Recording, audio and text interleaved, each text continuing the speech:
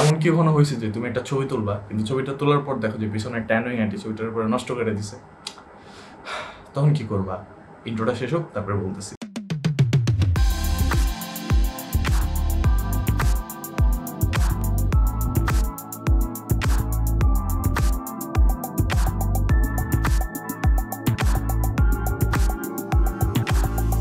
Before we start the tutorial, আমি সবাইকে suggest করবো যে 2019 or 2020 লেটেস্ট ফটোশপ ভার্সনে আপডেট করে নিতে। ফটোশপ সিসি যেটা, অনেকজন হয়তো জিজ্ঞেস করবো যে এটা কই থেকে ডাউনলোড করবো বা কিভাবে ডাউনলোড করবো। সো কোন একটা পাইরেটেড ওয়েবসাইট থেকে ডাউনলোড করে নিলেই হবে, that's the best way to go about it, but make sure to search on YouTube and you will see some Indian guy explaining how to download it. ফটোশপে কিছু remove করার literally অনেকগুলো method আছে, এতগুলো method যে আমি নিজে সবগুলো জানি না। সো আমরা আজকে যেটা ইউজ করবো এটাকে হলো কন্টেন্ট অ্যাওয়ার ফিল বলে। আমরা আজকে কন্টেন্ট অ্যাওয়ার ফিল ইউজ করে অ্যানোয়িং আন্টিটার ব্যাকগ্রাউন্ড থেকে রিমুভ করবো। বাট লিটারালি এটার অনেক এন্ডলেস পসিবিলিটিস আছে, তুমি এটাতে যে কোনো কিছু রিমুভ করতে পারো। লাইক যে কোনো কিছু বলতে গেলে লিমিটেশনস আছে অবভিয়াসলি। যখন তোমার ব্যাকগ্রাউন্ড অনেক বিজি থাকে বা তোমার ব্যাকগ্রাউন্ডটা মনে করো তোমার সাবজেক্টটা অনেক বড় থাকে, তখন একটু প্রবলেম হয়।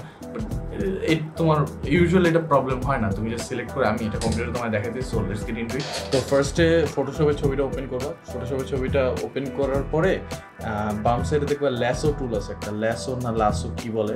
সো ওই টুলটা সিলেক্ট করবা, এই যেটা এটা সিলেক্ট করে তুমি যেই সাবজেক্টটা কি করবা, সাবজেক্টটা সরাইতে চাও, যেটা সাবজেক্ট বা অবজেক্ট, এখানে এটা সাবজেক্ট বলবো না অবজেক্ট বলবো আর কি। ওই যে অ্যানোয়িং অ্যান্টিটা সরাবা।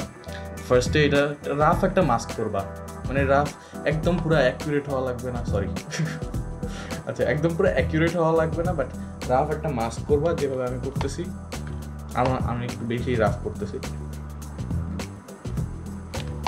এই প্রসেসটা। বারবার এই তো এটা চলবে। রাফ একটা মাস্ক করার পরে রাইট ক্লিক করবা, মাস্কটার উপরে রাইট ক্লিক করলে মাস্কটার উপরে দেখবা ফিল একটা আসে, অপশন আসে, ফিলে ক্লিক করবা। ক্লিক করার পরে কন্টেন্টসে দেখবা কন্টেন্ট অ্যাওয়ার, এটা ক্লিক করবা, কন্টেন্ট অ্যাওয়ার, ঠিক আছে। আর এটা আমারটা যেমন আছে তেমনই রাখবা, মোড নর্মাল ব্লেন্ডিং মোড আর ওপেসিটি 100, ঠিক আছে। তারপরে ওকে দিবা, ঠিক আছে।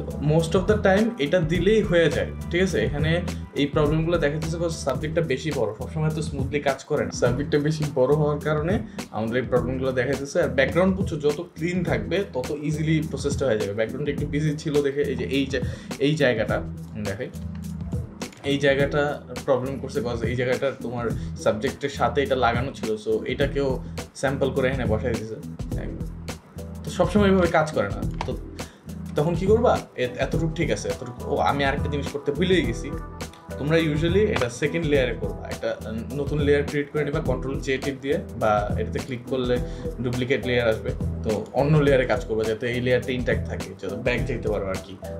কেমনে বললাম জানি না, যাই হোক। এখন এটাকে আর কি এই যে পার্টগুলো ঠিক মতো হয় না, ওই পার্টগুলো আবার সিলেক্ট করবা।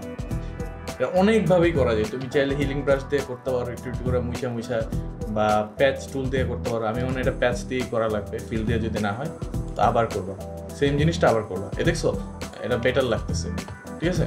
তো এখানে মানে তুমি যত টাইম দেবা জিনিসটা তত ভালো হবে। ধরো তোমার এই ব্যাগটাও ভালো লাগতেছে না, তুমি ব্যাগটাও ল্যাসো টুল দিয়ে সিলেক্ট করবা। সরি বাজে মাস্কিং, আমার মাউসের অবস্থা খারাপ।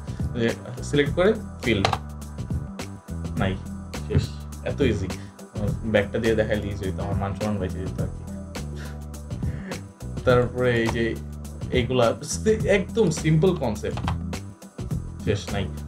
অন্য একটা ছবিতে দেখাই, এটা তো বুঝছোই বেসিক্যালি। এই জায়গাগুলো একটু ট্রিকি, এই জায়গাগুলো তোমার একটু টাইম নিয়ে রিমুভ করতে হবে। আমি টিউটোরিয়ালটা অনেক বড় হয়ে যাবে তার জন্য দেখাইতেছি না, বাট তোমরা কনসেপ্টটা তো বুঝছো। তো নেক্সট একটা ছবিতে যাই। ধরো এই ছবিতে তুমি ছবিটা এডিট শেষ, এখন তোমার বাটনসগুলো ভালো লাগছে, তো বাটনসগুলো ভালো লাগতেছে না, এই বাটন একটা তুমি রিমুভ করবা, ঠিক আছে। তোমার মন চাইতেছে না বাটনটা এখানে রাখতে, জাস্ট সিলেক্ট করবা, সিলেক্ট করে ফিল। এটা আমার নিউ লেয়ারে করা উচিত, একদম পুরো সিমলেস। দেখো আচ্ছা, নিউ লেয়ারে করেই দেখাই, অভ্যাস খারাপ হয়ে যাবে না। বাটনটা সিলেক্ট করবা, সিলেক্ট করে ফিল, শেষ, ইজি, ঠিক আছে। এখন কেউ বলতে পারবে না যে জায়গায় বাটন ছিল, ঠিক আছে। তারপরে যদি আরো প্রিসিশন চাও তো আরো সুন্দর মতো সিলেক্ট করবা, তাহলে আরো বেটার হবে রেজাল্টগুলো। তো আমি জাস্ট তোমাদের ডেমনস্ট্রেশনের জন্য দেখাইতেছি। তারপরে এই ছবিটার কথা বলি, এটাতে অনেক কিছু করা যায়, লাইক লিটারালি তোমার এন্ডলেস পসিবিলিটিস। তুমি ধরো আমার এই ছবিটা সব ভালো লাগছে, এটা অনেক আগের একটা ছবি, তো সব ভালো লাগছে, কিন্তু এই জায়গাগুলো খালি, ঠিক আছে, এই জায়গাগুলো খালি, আমি এই জায়গাগুলো কভার করতে চাইছিলাম, জাস্ট এইরকম গ্রিন দিয়ে জাস্ট এই জায়গাগুলো কভার করতে চাইছিলাম। তো কি করছি আমি, দাঁড়াও তোমাদের দেখাই, অবভিয়াসলি দেখানোটাই যাবে, দেখো বিফোর অ্যান্ড আফটার স্যাম্পল করে এই জায়গায় বসাই দিচ্ছি। সো কনসেপ্টটা তো বুঝছো, একদম বেসিক একটা কনসেপ্ট। এই যে সিম্পলি তোমার সাবজেক্ট অবজেক্ট যেটা আছে ওটা সিলেক্ট করবা, সিলেক্ট করে লাস্ট টুল দিয়ে রাইট ক্লিক করে তোমার ফিল দিবা, ফিল দিয়ে কন্টেন্ট আর ফিল অপশন আসবে, ইজিলি আমি যেভাবে দেখালাম, দ্যাটস ইট।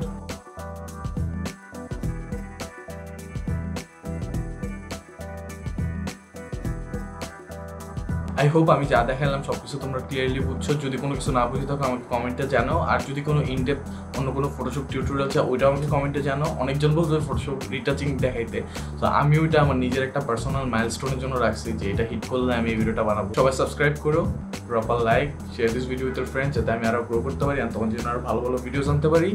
নেক্সট উইকে একটা ব্লগ আছে যাতে তোমার আর আমার অ্যানোয়িং ফেসটা না দেখতে হয় খালি। Thank you so much for watching, that's it for me, see you guys on the next one.